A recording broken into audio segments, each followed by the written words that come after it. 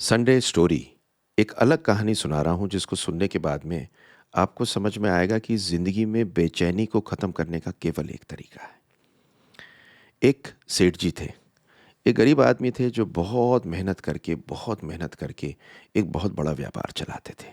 बहुत सारी फैक्ट्री थीं, बहुत सारे एस्टेब्लिशमेंट थे। घर आते थे और शाम को आने के बाद में घर में सब पूजा पाठ करते थे, वो पूजा पाठ कभी नहीं करते थे। तो एक दिन वो थके हुए घर की तरफ को निकले। पहुंचते हुए जैसे ही घर पहुंचे तो उन्होंने देखा कि बहुत सारे वहाँ पर घर में पूजा पाठ चल रहे हैं और आरती चल रही है। वो वहाँ नहीं जाते थे, चुपचाप अपने कमरे में चले गए। पर थोड़ी थोड़ी बेचैनी उस दिन महसूस कर रहे थे। थोड़े बेचैन थे, परेशान थे। दिल में उनके कौतूहल मचा हुआ था, परेशान थे। उन्होंने डॉक्टर्स को फ़ोन किया। उनके जानने वाले बहुत सारे डॉक्टर थे। आ गए, टेस्ट किए, बोले आप ठीक हैं। पर सो नहीं पाए। तो रात को उठे।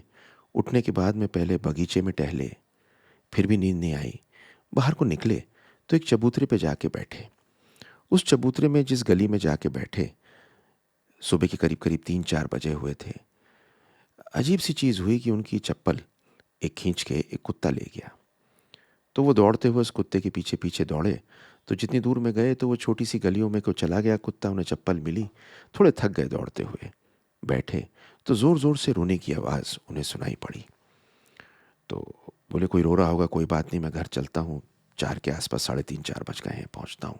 लेकिन फिर भी सोचते हैं रो कौन रहा है, जाता हूँ देखता हूँ। घर में गए तो उन्होंने देखा एक आदमी ज़ोर ज़ोर से रो रहा था। और वो उसके पास गए, बोले भैया रो क्यों रहे हो? बोले जी मेरी पत्नी नहीं है और ये मेरा छोटा सा बेटा है। इसकी तबीयत बहुत ख़राब है, ऑपरेशन होना है, उसके लिए पैसे चाहिए, कहीं से मिल नहीं रहे। तो बोले रोने से थोड़ी कुछ होगा, आपको पैसे चाहिए, आप काम क्या करते हो? बोले जी माली का काम करता हूँ, घरों में जा जाके। बोले तो जिनके यहाँ आप काम करते हो उनके पास में जाओ और जाके कहिए कि मेरे को पैसे दे दीजिए बेटे के इलाज के लिए। बोले वो बात तो ठीक है, पर कल एक महात्मा आए थे और महात्मा ने कहा था कि तुम्हारे बेटे के लिए इलाज के लिए पैसे चाहिए। सुबह 3:30-4 बजे जोर से रोना, प्रभु किसी को भेजेंगे और तुम्हारा बच्चा ठीक हो जाएगा। बोले मुझे नहीं पता, लेकिन शायद वो प्रभु ने आप ही को भेजा या साक्षात आप ही प्रभु हो। ये सुन के सेठ जी का दिल बिल्कुल पिघल गया। सेठ जी ने फ़ौरन फ़ोन किया, एम्बुलेंस मंगाई। हॉस्पिटल में कहा कि इस बच्चे में जो भी खर्चा हो मैं करूँगा। बेबी ठीक होना चाहिए, बच्चा ठीक होना चाहिए। उनके दिल की कौतूहल, उनके दिल का दर्द, उनका दिल का धड़कना, उनकी बेचैनी, ये तभी ख़त्म हो गई। घर वापस चलते हुए आए। चलते उन्होंने महसूस किया कि इस दुनिया में सिग्निफिकेंस तो बड़े-बड़े बंगलों गाड़ियों से मिल जाती है, पर सच्चाई पता क्या है? फुलफिलमेंट कुछ ऐसा करने की कि औरों का फ़ायदा हो, उससे मिलती है। और यही एक समझ उनके साथ को चली।